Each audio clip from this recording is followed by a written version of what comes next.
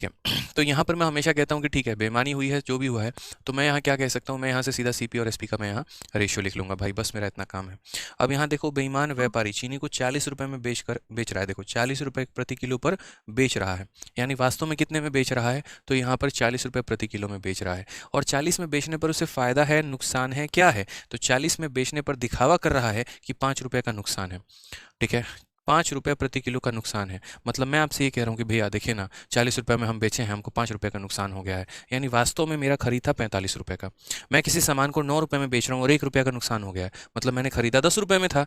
ठीक है, तभी तो 10 के सामान को 1 में मैंने बेचा, तो 9 में बेच पा रहा हूँ। तो वही वाली बात है कि मैं अगर मानो किसी वस्तु को 40 रुपये में बेच रहा हूँ और मैं ये कह रहा हूँ कि मेरा 5 रुपया का नुकसान है, तो मेरा वो सामान कितने का है, मेरा वो सामान 45 का है, यानी मैं अपने पैसे में अपने नुकसान को जोड़ दूंगा तो क्रय मूल्य निकल जाएगा। ठीक है। दूसरा, अगर मान लीजिए इसी सवाल में ऐसा कहता कि वह दिखा रहा है कि उसे 5 रुपया का फायदा हुआ है, तो मैं किसी वस्तु को 40 में बेच रहा हूँ और 5 का फायदा है, यानी मैंने खरीदा कितने में था, 35 में था।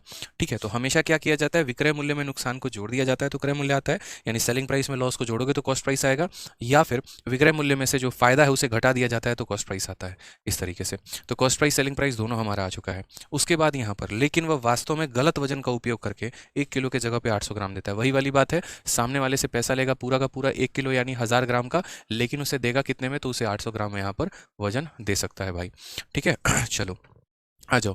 तो 200 से अगर हम काटेंगे तो 4 बार में, 200 से काटेंगे 5 बार में, 5 से अगर हम काटेंगे यहाँ पर तो 9 बार में, और 4 से काटेंगे तो कितनी बार में, 10 बार में। बड़े प्यार से बड़े आराम से अनुपात हमारा 9 और 10 का बन जाएगा। तो हम ये कहेंगे सर हमें फ़ायदा कितने का हुआ है, 1 का, और कितने के ऊपर हुआ है, 9 के ऊपर, तो 1/9 इंटू 100% जो है वो हमारा बिल्कुल सटीक उत्तर है, बिल्कुल सही आंसर है। इसकी वैल्यू हमारी हो जाएगी 11 सही, 1/9% का प्रॉफिट सर।